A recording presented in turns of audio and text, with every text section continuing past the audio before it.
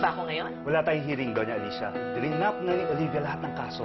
Tinawagan ako ni Jed Sandoval kanina telling me na inurong na ni Olivia lahat ng kaso naman sa inyo. Wow! Lola, what a way to start your day. Lola, parang hindi ko ito yung papuntang planta. Alam ko, Saan mo tayo pupunta? gusto kong malaman kung anong balak ni Olivia. Kaya tayo mismo magtatanong sa kanya. Huwag niyo na ho kasi aaksayin yung panahon niyo dyan sa Olivia na yan. Bakit parang hindi ka mapakali dyan? I don't ever want to see her again and hindi ho natin alam kung anong kaya niyang gawin sa inyo. Kaya ano, ito na ang huling beses na makikita mo ang babaeng ito. Olivia, inuro mo daw ang kaso sa akin. At ano ang kapalit? Kung ano man ang iniisip mo, kalimutan mo na. Dahil kahit anong gawin mo, hindi mo makukuha ang apo ko. Hindi ko iiwan ang lola ko para sa'yo. Kung tapos na kayo, lumabas na kayo. Nakita mo, Jen? Ni hindi ka ipinaglaban ng nanay mo. Ikaw na lumakad nito sa OWA. Ipapipirmahan ka lang. Doon ka lang pupunta, ha? Ay naman. Kaibigan ko si Jen. Alam mo na, minsan lang ako magsasalita sa'yo, ha? Ayaw kong maging kaibigan mo yung babaeng yan. Ayaw ko. Kaya mo na yung anak mo. Ikaw, saan naman lakad mo? May kakausapin lang ako. Olivia, Bakit ka nagpunta? para magpaalam. Kailangan to ni Cheryl. Alam ko, hindi mo na kailangan sabihin yan. Ang buhay natin, para sa mga anak na lang natin ngayon. Hindi na para sa sarili natin. Hindi ko alam kung paano ko gagawin. Hindi ko alam kung kaya kitang kalimutan. Hindi ako naniniwalang walang balak laban sa akin si Olivia. Balikan mo si Cheryl. Diba, Lola, napag-usapan na natin to? Ayaw nga nila akong kausapin eh. Gawan mo ng paraan kahit ano. Lukuhin mo, bayaran mo, kahit ano. Just find out kung anong balak ni Olivia. Malo ka ba kay Tita Olivia? Kaya lang naman ako pumayag makipagkita sa kanya eh, kasi sabi niya address niya yung kaso kay Lola, yun lang. Bakit hindi mo na lang sabihin na pumunta kay Tita Olivia? Kapag nalaman na nagkita kami ni Olivia, hindi ako papatawarin nun. Kailangan natin ayusin ang mga sarili natin para kay Cheryl. Nahihiya ako sa anak natin. Gusto kong bumawi sa kanya. Tutuparin ko yung mga pangako ko sa kanya. Magiging isang mabuting ama ako sa kanya. Magiging isang pamilya tayo. Bigyan mo ako ng panahon, Lani. Yun lang naman ang gusto kong marinig sa'yo dati. Minsan nga, sa sobrang saya ko, pakiramdam ko sasabog ako eh. Wow, thank you. That makes me feel better. Di naman sa ganun. Sa akin lang kasi, kung nagawa ko, edi magagawa mo din. Tsaka mas matapang ka kaya kaysa sa akin. At yung mga problema na yan, huwag mo kasi pangungunahan. Darating at darating din naman yan eh. Tsaka alam mo, kung tutuusin, hindi naman problema yung pagkikita niyo yung Tita Olivia eh. Kasi nanay mo siya. Malay mo, maging masaya ka pa. Masaya na ako kay Lola. Talaga. Well, not anymore mula nang dumating si Olivia. Ako'y nagigitna sa kanilang dalawa eh. Cheryl, I can't keep lying. Lalo na ngayon may pinagdadaanan ng kumpanya.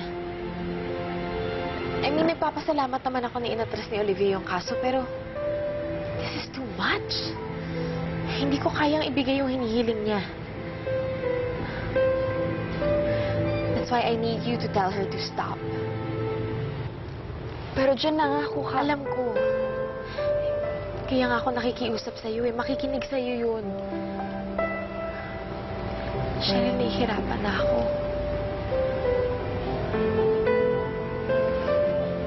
Dyan hindi ko kaya sabihin yan. Cheryl, kapag nahuli ni Lola na nakikipagkita ako kay Olivia, hindi ako papatawarin nun. Cheryl, she's all I have.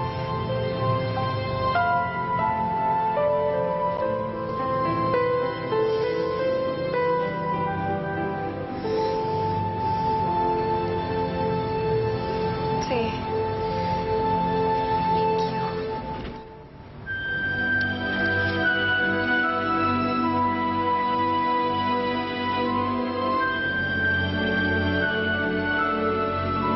Ang dami nang nangyari sa kumpanya. Yung welga, yung pag-atras ng ibang partners.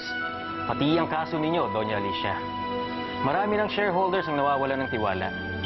Marami na sa kanila ang nagbenta. Doña Alicia, are you listening? 40% na sa kanila ang nagbenta. May mga nagbebenta pa po. Pag di natin to napigilan, more than half ng total shares ang mawawala sa inyo. Nawala lang ako na ilang araw, ganito na nangyari. Hindi man lang kayo nag-isip kung bakit ang dami nagbebenta. Wala na ba akong maaasahan sa kumpanyang ito? I want an emergency meeting right now. Mag-report lahat ng taong concerned. Susolusyonan natin ito.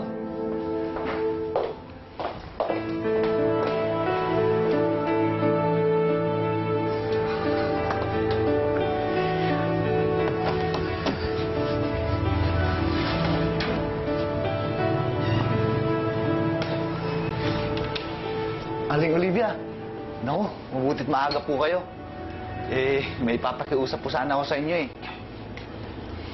Kasi po, birthday ni Cheryl. Baka pwede naman pong tulungan niyo akong pumili ng regalo. Mahina po kasi ako sa ganun eh.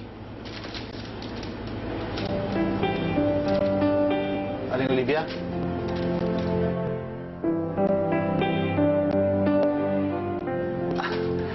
Sabi ko na nga po eh, busy kayo. Sige po, sa iba na lang.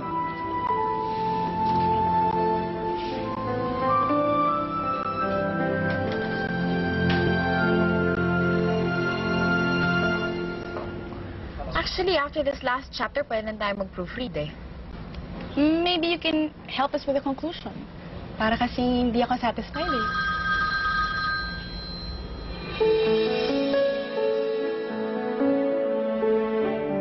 You gonna answer that?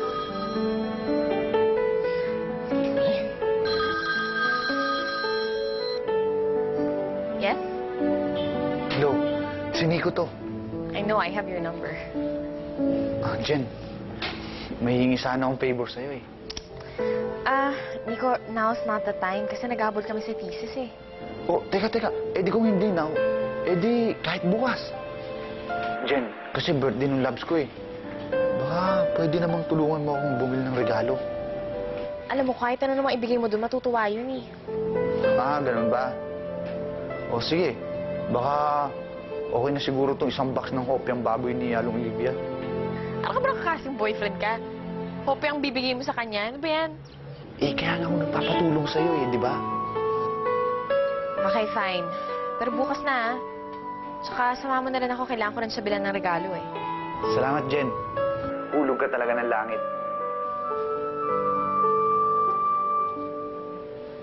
Whatever. See you tomorrow.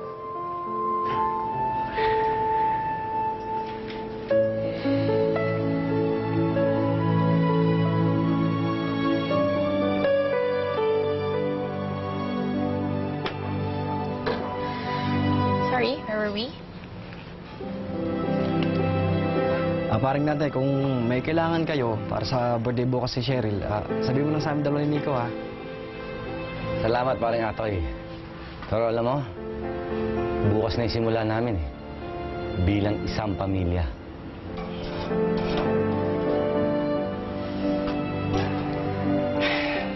Ayos na yan. Hindi, konti pa.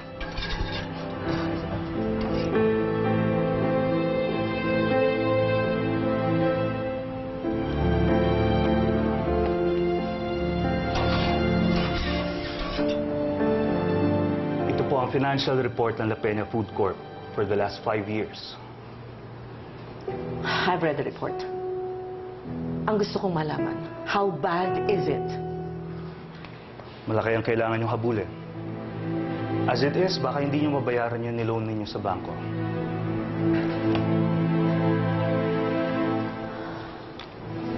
Kung hindi dahil kay Olivia, hindi aatras ang mga partners ko. Hindi ako makakautang sa bangko, hindi ako masasangkot sa kaso, at hindi aatras sa mga shareholders. Talagang ang babaeng yan ang malas sa negosyo ko! Doña Alicia, maaring mawala sa inyo ang La Peña Foods. Patuloy na aalis sa mga shareholders ninyo.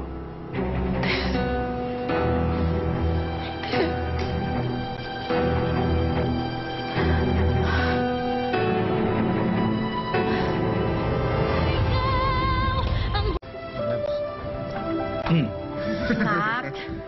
Nay, alis kayo? Ada na namin kayo. Hindi na. Para pagdating ng tatay mo, meron siyang madadatnan dito, ha? Aling Nani, hatid na po namin kayo sa tricyclean. Miko, salamat. Kaya ko na sarili ko. Wag na. Kagabi na ko pag-uwi, ha? Ingat ka dito. Miko, lagaan mo to, ha? Sige, ingat po kayo. Sige. Ingat. Sigurado ka na yan. Kaya ko na, nak.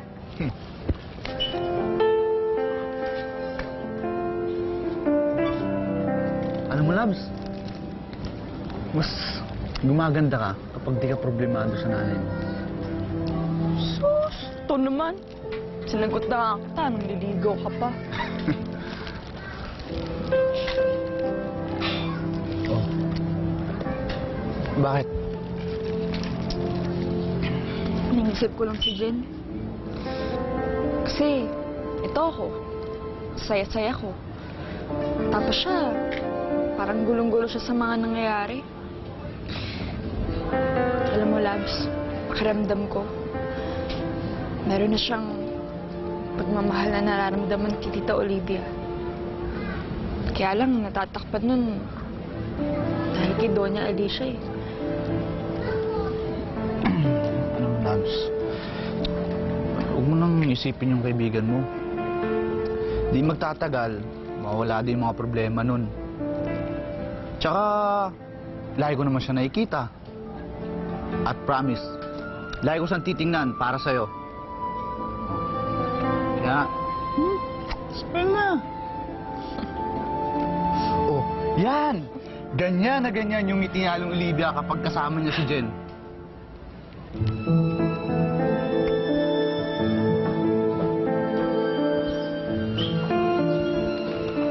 Jen, saan ka pupunta?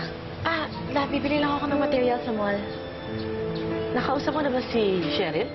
Anong sabi niya? I tried, Lola, pero galit sila sa akin eh. They don't trust me. Alam niyo na, huwag niyo na lang akong isipin. We're better off without them anyway. Sige ho.